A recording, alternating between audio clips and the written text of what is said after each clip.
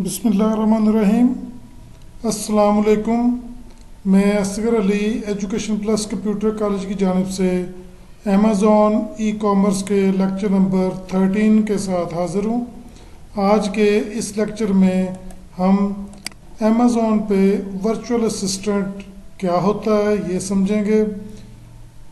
Virtual assistant के क्या काम है, क्या जिम्मेदारी हैं और इसके फ़ायदे क्या हैं, इन चीज़ों को हम आज के इस लेक्चर में समझने की कोशिश करेंगे। वर्चुअल असिस्टेंट, सबसे पहले ये समझना कि वर्चुअल असिस्टेंट होता क्या है। हम अमली तौर पे फ़र्ज़ करते हैं कि हम किसी ऑफिस में बैठे हैं, किसी स्कूल कॉलेज में, किसी दफ्तर में, किसी कंपनी में, तो जितने भी एम्प्लॉयज़ वहाँ पे काम कर रहे हैं वो सब के सब कोई ना कोई किसी ना किसी का बॉस और सबॉर्डिनेट है, और हर कोई किसी न एक दूसरे का फिज़िकल असिस्टेंट है। जैसे आप एक प्रिंसिपल है किसी कॉलेज के, आप अपने पास अकाउंटेंट को बिठाते हैं, आप अपने पास कंप्यूटर ऑपरेटर को बिठाते हैं, वो आपके और भी काफ़ी सारे एम्प्लॉयज़ आपके अंडर हैं, तो सब के सब आपके असिस्टेंस करते हैं किसी न किसी फील्ड में, किसी न किसी शोबे में जिसमें वो एक्सपर्ट है।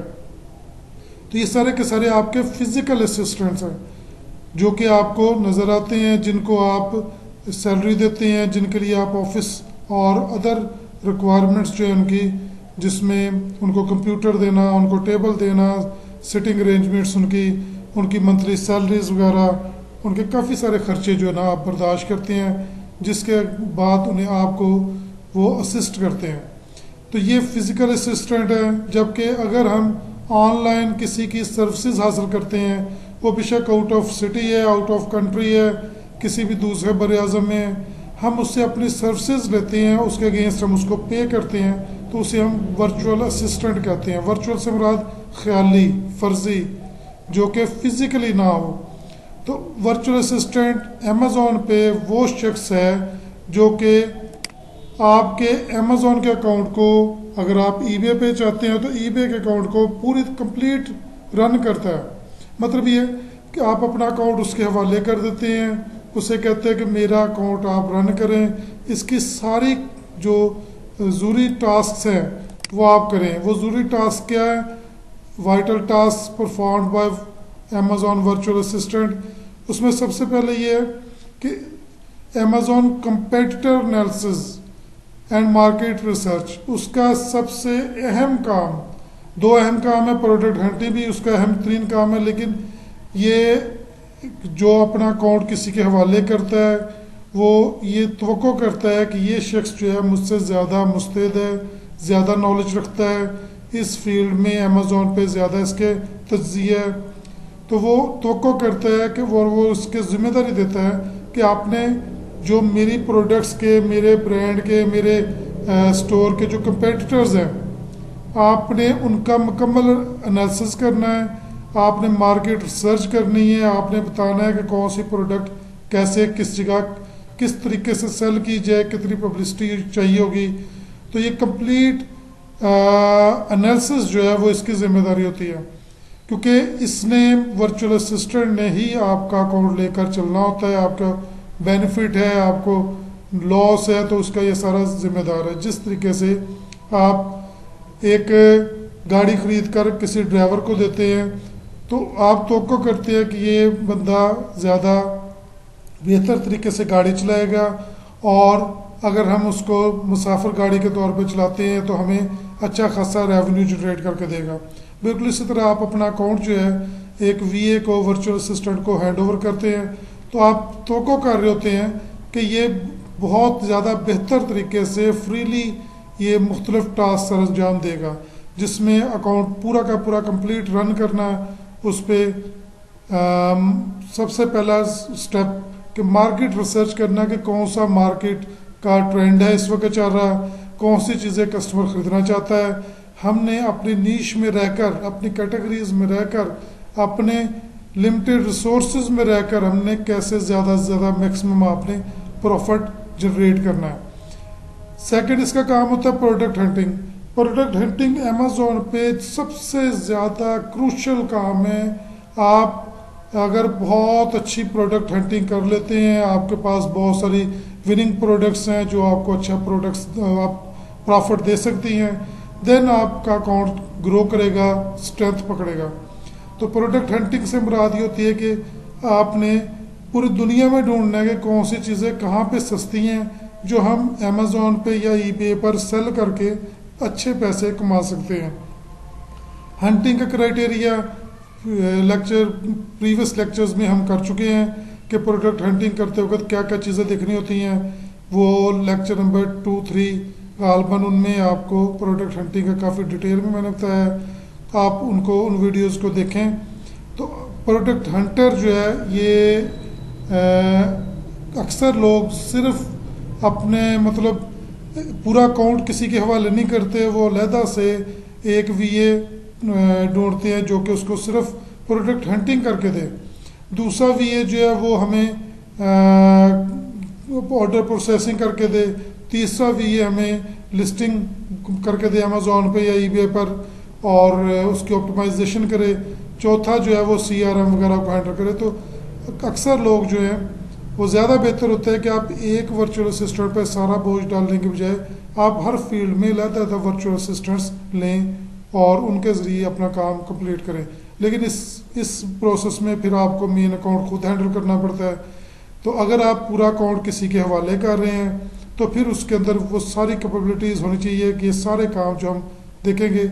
इसमें प्रोडक्ट हंटिंग के बाद आता है कस्टमर सर्विस। जब आप ये बेसिकली आपके एंड पे प्रोसेस होता है, जब आप अपने ऑर्डर प्रोसेस कर चुके होते हैं तो फिर आप कस्टमर सर्विस करते हैं। कस्टमर सर्विस में होता है कि आपने अपने कस्टमर का सारा रिकॉर्ड रखना होता है, उनके साथ वक्तन फ़वक्तन रब्ता करना, उनके साथ मैसेजिंग करनी, उनके इश्यूज़ को रिजॉल्व करना, उनके अगर ऑर्डर किसी वजह से कैंसिल हुआ है तो उनको मुतमईन करना कि आइंदा ऐसा नहीं होगा। आप हर मुमकिन कोशिश करते हैं कि आपका ये कस्टमर जो है आपके हाथ से ना जाए, फ्यूचर में भी वो आपसे परचेज करता रहे। तो ये बड़ा अहम काम है, आप ये भी इसके हवाले कर देते हैं। इसको बेसिकली नीचे लिखना चाहिए, तो ऊपर लिखने का मकसद सिर्फ ये है कि इंतहाई अहम काम है जो कि सीआरएम के कैटेगरी में आता है। और सीआरएम कस्टमर रिलेशनशिप मैनेजमेंट आप इसमें चूँकि इंतहाई वाइटल काम है, इंतहाई अहम काम है, तो वर्चुअल असिस्टेंट जो है इसकी अहम तरीन जिम्मेदारी होती है कि ये आपके बिहाफ पे आपके कस्टमर्स को पूरी तरह सेटिस्फाई करे। उसके बाद अमेजोन इन्वेंट्री मैनेजमेंट, ख़ास तौर पर जब आप एफबीए कर रहे हैं तब तो इन्वेंट्री मैनेजमेंट इंतहाई अहमियत की हामिल है। जितनी प्रोडक्ट्स आप एफबीए कर रहे हैं अमेजोन पे या ईबे पर, उस वक़्त आपने ख्याल रखना होता है कि उसकी जो आपका स्टॉक आप आउट ऑफ स्टॉक ना हो, आपका स्टॉक ख़त्म ना हो। आप पहला स्टॉक ख़त्म होने के करीब है तो नया आप स्टॉक उसमें भिजवा दें। तो इन्वेंट्री को मैनेज करना ये बहुत अहम टास्क है, बहुत अहम काम है और ये भी वर्चुअल असिस्टेंट के ज़िम्मे होता है अगर अकेला वर्चुअल असिस्टेंट पूरे के पूरे अकाउंट को हैंडल कर रहा है। उसके बाद listing, Amazon listing creation and optimisation. इससे मुराद ये है कि आपने जो प्रोडक्ट हंटिंग की है उसको आपने अपने स्टोर पे लिस्ट करना है। आपने उसके इमेजेस, उसके टाइटल, उसके बुलेट पॉइंट्स, उसकी अहम डिटेल्स, स्पेसिफिकेशंस, उसकी डिस्क्रिप्शन, ये सारी चीज़ें आपने उसकी लिस्ट करनी है। ख़ास तौर पे अगर आप पीएल कर रहे हैं, प्राइवेट लेबल कर रहे हैं, देन ये इंतहाई अहम हिस्सा होता है और ये सबसे ज़्यादा अहम हिस्सा होता है किसी भी वीए के लिए। आप उस वक़्त अपनी प्राइवेट लेबल की वो प्रोडक्ट जो है उसके लिए डिस्क्रिप्शन भी किसी स्पेशलिस्ट से लिखवाते हैं, उसके कीवर्ड्स, उसके बुलेट पॉइंट्स और उसके मुख्तलिफ जो है चीज़ें आप एक्सपर्ट से लिखवाते हैं। तो उस अगर एफबीएम में आप किसी जगह से चीज़ें कॉपी करके पेस्ट करते हैं तो उस वक़्त भी आपको ख्याल रखना पड़ता है कि डुप्लिकेशन ना हो या कुछ थोड़ी बहुत चेंजेस आपने करनी ज़रूरी होती हैं। तो उस वक़्त भी लिस्टिंग जो है, जितनी स्ट्रॉन्ग लिस्टिंग आप करेंगे उतना ही अच्छा आपकी चीज़ सेल होने के चांसेस ज़्यादा होते हैं। इसलिए आपकी सेलिंग का डिपेंड करती है आपकी लिस्टिंग पर। और उसकी ऑप्टिमाइजेशन, उसकी तरतीब, उसकी सेटिंग, और आप उसको अगर किसी एक्सपर्ट वीए आपके पास है जो लिस्टिंग में एक्सपर्ट है, तो वो आपकी रैंकिंग अच्छी कर देता है, वो आपकी सेल अच्छी कर देता है। तो इसलिए ये भी इंतहाई अहम काम है जो कि आप उसके ज़िम्मे लगाते हैं। उसके बाद ऑर्डर प्रोसेसिंग है। ऑर्डर प्रोसेसिंग कोई मुश्किल काम नहीं है, 1 2 3 ऑर्डर प्रोसेस कर ले तो आसानी होती है करने में, लेकिन फिर भी इसमें मेक श्योर करना होता है कि हमारी तरफ से कोई ऐसी मिस्टेक ना हो जाए जिसकी वजह से ऑर्डर कैंसिल हो जाए या ऑर्डर पर अपने प्रोसेस ना हो सके, अपनी पूरी फुलफिलमेंट ना हो सके, कहीं गलत एड्रेस ना दिया जाए, कॉन्टैक्ट नंबर गलत ना हो, कोई ऐसी चीज़ जो कि हमारे कस्टमर को अनॉय ना कर दे, उसको नाराज़ ना कर दे। तो ऑर्डर प्रोसेसिंग की भी आप जिम्मेदारी इसको देते हैं, और ये भी बड़ी अहम चीज़ है जो कि आप ज़्यादा बेहतर होता है कि आप इन सब चीज़ों के लिए अलग-अलग एक्सपर्ट वर्चुअल असिस्टेंट रखें, जैसे कि आप सारे काम एक वर्चुअल असिस्टेंट से कराएं। वर्चुअल असिस्टेंट की आखिरी जिम्मेदारी, ये आखिरी नहीं है, इसकी बेसिकली जिम्मेदारियाँ बहुत ज़्यादा होती हैं। ये डिपेंड करता है जो बंदा इनको हायर करता है, अगर वो ज़्यादा बारीक बीनी में जाता है तो उसके लिए वो, अगर अकाउंट बंद हुआ तो अकाउंट भी इसने रीस्टेट करा के देना है, अगर अकाउंट को कोई स्ट्रेंथ कमज़ोर है उसको ऊपर करना, उसकी रैंकिंग एफबीए कर रहे हैं तो आपको पीपीसी कैंपेन भी चलानी है, पे पर क्लिक कैंपेन चलानी है, तो जिम्मेदारियाँ आपकी बहुत ज़्यादा बढ़ जाती हैं जब आप लाइव अकाउंट पे काम कर रहे हो। तो ये सिर्फ जो स्टर्लिंग क्वालिटीज़ हैं या स्टर्लिंग जो इसके टास्क हैं वो मैंने यहाँ पे लिस्ट किए हैं। अनलिमिटेड ग्लोबल मार्केट, अब ये क्या है कि ये वो हर वक्त जो इसका लिंक पहले के साथ है पॉइंट के साथ, कि हर वक्त अपना काम प्रोसेस करने के बाद भी ये फ्री नहीं होता, ये पूरी ग्लोबल मार्केट को सर्च करता है, ये सर्च करके बताता रहता है कि कब कहाँ से कौन सी चीज़ हमें ज़्यादा बेहतर रेट पे मिल सकती है, जो ज़्यादा पायदार है। तो इसलिए ये पूरी ग्लोबल मार्केट को वॉच करना, उसको एनालाइज करना, उसकी रिसर्च करना, ये उसका टास्क में एक है। तो ये अमेज़ॉन पे जो आपका वर्चुअल असिस्टेंट है, ये अहम तरीन जिम्मेदारी हैं। इसके अलावा आप अपने वर्चुअल असिस्टेंट से कुछ और जिम्मेदारियां भी ले सकते हैं, लेकिन बहरहाल ये मेन जिम्मेदारियां। अब हम नेक्स्ट पे आते हैं कि इसके फ़ायदे क्या होते हैं। आप जब वर्चुअल असिस्टेंट को अच्छा खासा पे कर रहे हैं, उसके हवाले अपना अकाउंट किया है, तो आपको उसका कोई फ़ायदा है कि नहीं है। हम उसके मुख्तलिफ बेनिफिट्स को सरसरी सा देख लेते हैं। सबसे पहला बेनिफिट है कि आप सेव्स यूर टाइम। देखें, आप अगर खुद पूरा अकाउंट हैंडल करते हैं, रातें जागते हैं, आप हंटिंग भी कर रहे हैं, लिस्टिंग, सोर्सिंग, ऑर्डर प्रोसेसिंग, उसके बाद सीआरएम की सर्विसेज, आप उनको डाटे को अपने पास स्टोर भी कर रहे हैं, तो बड़ा मुश्किल हो जाता है एक अकेले बंदे के लिए पूरा अकाउंट हैंडल करना।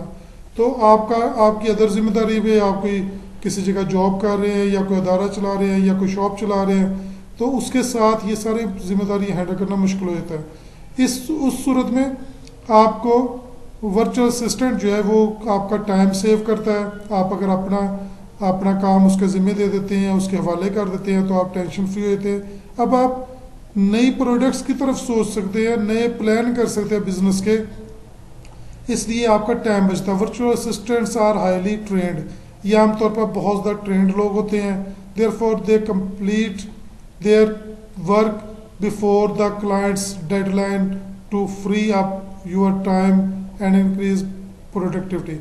ये बहुत एक्सपर्ट लोग होते हैं, ये कोशिश करते हैं कि टाइम फ्रेम से पहले सारा काम करें और अपना भी टाइम बचाएं और आपका भी टाइम बचाएं, तो और प्रोडक्टिविटी में इजाफा करें। कॉस्ट इफेक्टिव, अगर आप अपना अकाउंट किसी शख्स को या 2 3 लोग बिठा के उनको आप अकाउंट हैंडल करते हैं, तो आप एक ऑफिस बना के रखते हैं, वहाँ पे आप कंप्यूटर भी देंगे उसको या लैपटॉप देंगे, बिजली की मुहैया करेंगे, पंखा, एसी, जो भी आप अपनी रिक्वायरमेंट के मुताबिक मुहैया कर सकते हैं वो करेंगे। उसके बाद उसके खाने का इंतज़ाम, उसका अदर रिस्पॉन्सिबिलिटीज़, फिर उसको अच्छी खासी तनख्वाह देंगे। तो ये काफ़ी महंगा हो जाता है काम आप फिज़िकली अगर किसी को अपने पास बैठाते हैं। और अगर आप ऑनलाइन किसी वर्चुअल असिस्टेंट को हायर कर लेते हैं, वो ये सारे काम अपने घर बैठ के कर सकता है, अपने घर में, अपने ऑफिस में बैठ के अपने खर्चे पे, अपनी जिम्मेदारी पे वो सारा काम कर देगा। तो आपको बेसिकली कॉस्ट इफेक्टिव है, उसकी जो तनख्वाह है आपको बुरी नहीं लगती, दुखती नहीं है, क्योंकि अगर वो आपको अच्छा रेवेन्यू जनरेट करके देता है। तो ये virtual assistants offer an independent service to your business as and when necessary. जब और जिस वक्त आपको ज़रूरत है तब आप इनकी सर्विसेज हायर करते हैं, अगर आपको ज़रूरत नहीं है तो आप इनको हायर नहीं करते। तो ये कोई परमानेंट एम्प्लॉय नहीं होते आपके। यू हैव टू पे the for what you want and when you want. जब और जो काम आप करवाना चाहते हैं उसके बारे में आप पे करते हैं। आप ये नहीं होता, अक्सर दफ्तरों में होता है कि काम कोई नहीं है और वर्कर फारग बैठे हैं तो आपके ऊपर बोझ पड़ रहा है, आप कहते हैं जी मीटर चल रहा है, उनकी हमने जिम्मेदारी उनकी तनख्वाहें तो देनी है, काम हो या ना हो। तो ऐसी सूरत यहाँ पे नहीं होती। अगर आपको ज़रूरत है तो आप उसको हायर करते हैं और जितने काम की जितने टास्क की ज़रूरत है उतना काम करवा के उसको फिर सॉरी कर देते हैं, या आप उसको फ्यूचर के लिए कह देते हैं कि जब ज़रूरत होगी हम आपसे फिर रब्ता कर देंगे। This is a highly cost effective option for your business. ये अमेजोन पे नहीं, पूरी दुनिया में इस वक्त दुनिया कोरोना की वजह से पूरी दुनिया जो है वर्चुअली होती जा रही है, ऑफिस वर्चुअल शक्ल में इख्तियार करते जा रहे हैं।